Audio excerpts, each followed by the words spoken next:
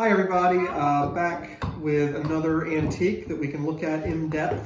Something I really love, something that's part of my collection of Delaware related things. Do you guys have any idea what this might be? We're joined by Charlie and Rainbow Dash here. So I think it might be like some kind of like wallet or like checkbook. Dude! Good job, Charlie! What makes you think that? Because like that's places to like put your money. Yep, gentle. This is a textile, so it is quite fragile. I didn't say that because I already knew that. I told him Well, that. Hannah She knew already it knew too. that, so she didn't say No, that. she didn't tell me it. But so this one is really cool because you can see here it is stitched with the maker's name, Polly McComb, and the date 1763. Wow. Isn't that incredible? Super old. This Right, is like Hannah? 250 years old. I know. Whoa! So it's not in the most amazing condition because you can see like some of the binding here is missing. Some of the green tape binding. Yeah. But still pretty amazing for something 250 years old, right?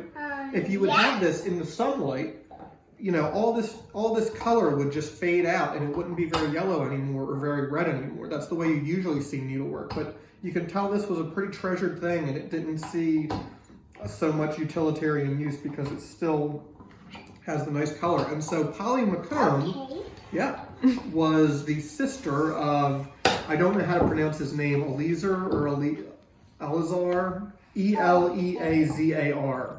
Okay. What do you think? Wait, let me see it. How do you spell it again? E-L-E-A-Z-A-R. E-L-E. Eleazar. Eleazar? Yeah. Okay, we'll go with that. Eleazar.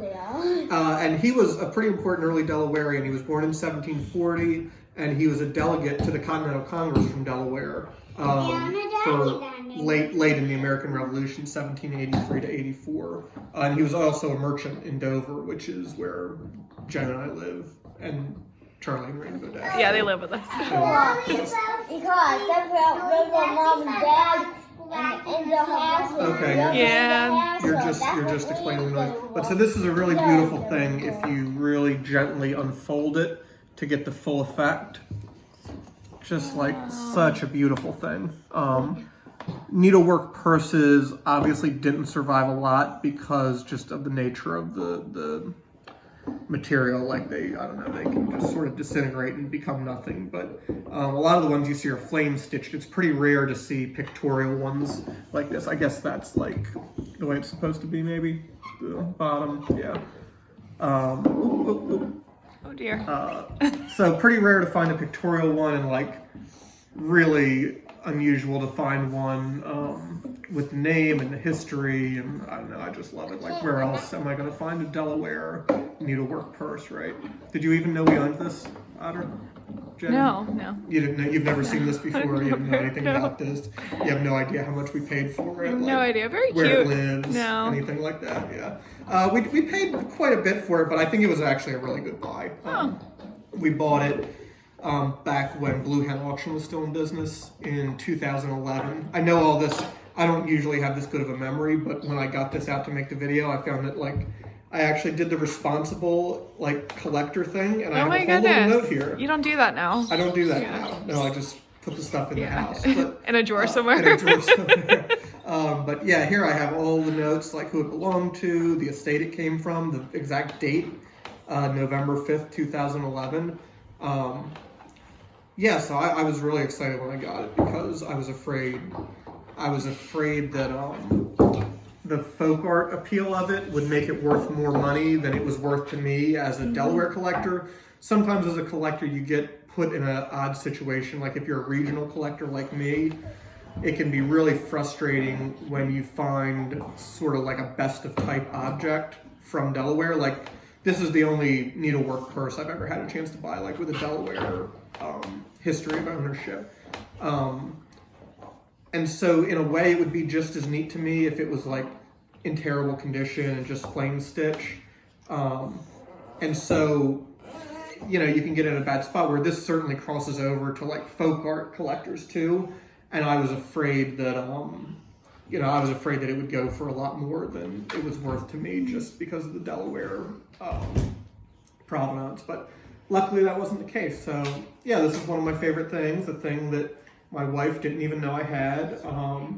If you have any things that your wife or significant other doesn't even know you have, share your own video, because definitely kind of fun to peel back the layers and show your wife how bad your hoarding tendencies were before you even met her. All right, so guys, are we done there, do you think? I need to talk about something. If it's not related to the purse, we're not going to talk about it. It's related. It's related to the purse? What do you want to say about it? So, something I really like about it is like the detail like he did into it. Like you see, like these like Gentle. flowers and Stuff. stuff. Yeah, the Yeah, flowers that's and so stuff. good, Charlie. That's really smart. That's so really smart. smart. Good The detail. job. Because look, you can look at this detail. Look at the individual little stitches, right? You can get close. About some things. Oh, yeah, right. Yeah, Talk wow. about some things. Okay, Hannah, Okay. what do you What like do you about like it, about Hannah? I should hold it so they know. Okay. Very, very gentle. Very. Yep. So I really like these flowers. Okay. Yeah. Hold it up like that so they can see it. Yep. Oh yeah, the Yeah, flowers. these are really pretty flowers. They are. And I really like this side. There's even more flowers. And if we want to carry it, we need to be Gentle. really careful because it could break. Yes. Because it is an antique. It is an antique. Yep. It's like 250 years. Yeah, you remembered that. Yeah. Good job. And it's really cool. It's not really hard. And you know. Yeah, it's not hard. Yep. Yeah, you know those ones over there, they are hard. Yeah, those those are antiques hard are antiques. hard, yes. This is a soft antique. This is a soft antique, a textile.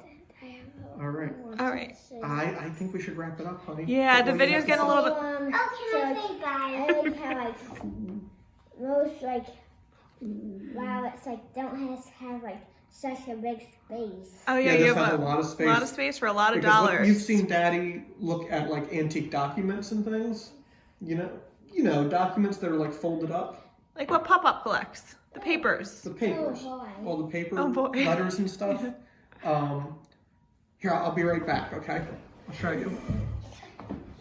Be careful with that while he's away. No, we are not fighting over it. I'm not happy. Yes, Daddy always has some 18th century manuscripts on hand for an event like this that he can just run away for 2 seconds and have. So this is how they would have letters back then. They wouldn't have emails or stuff, and so somebody would have these and they fold up like that, and that's what they might be carrying around in there. Notes about, receipts from when they went to the store that morning for what they bought, or like this one is a letter, so they would be, somebody would see them on the street and say, oh, I'm carrying a letter from so-and-so that I'm bringing to you, and they would fold it up and put it inside their little wallet there for safekeeping until they got it home. Isn't that cool? Yeah.